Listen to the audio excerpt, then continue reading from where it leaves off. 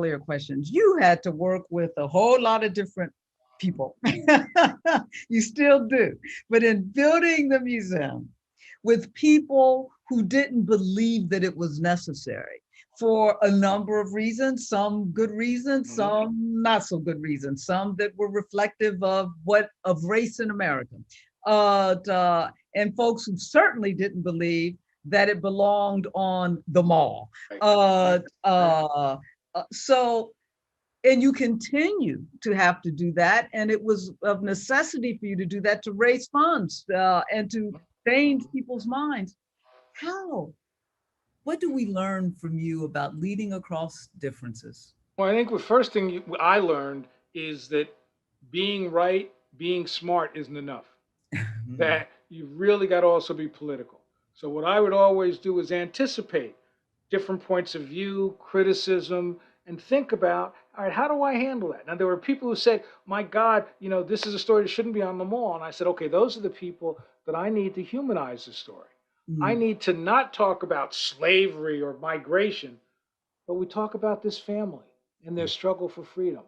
That enabled people who didn't normally care to suddenly see themselves, Mhm. and that helped. And the other thing was having a clear sense of where I could compromise and where I wouldn't. I never went into a meeting saying, "Well, we'll see how this plays out." I said it's got to go A, B, or C. I can go with those. If it goes anywhere else, we're not going to make it. And so to really recognize that you got to be strategic. You got to figure out how to humanize it. And then the other thing was, I don't even know how to define this except to say sometimes you just have to be stubborn. You just have to say, you know what? I'm sorry. I mean, I'm not a table pounder, but I am somebody that's going to be real clear that if I think you're disrespecting the culture, you're going to hear about it. So you had to. So there were times I had to say, we'll walk away from this Yeah. because I'm being disrespected.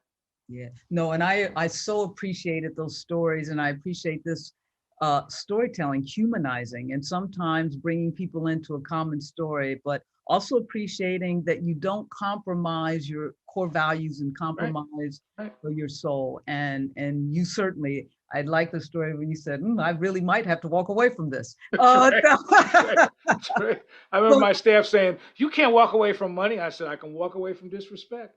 yeah, thank you. Say that again. You can walk away from From disrespect. disrespect. Don't be disrespectful to me. That's the one thing I will not tolerate. I will not tolerate anybody disrespectful to black culture, to black people. I will not. I mean, that's where I'll fight all day because I will not accept that. We've been too much. We've been the backbone. We've sacrificed. We've died, but we believed. So I want those people to be worshipped and honored.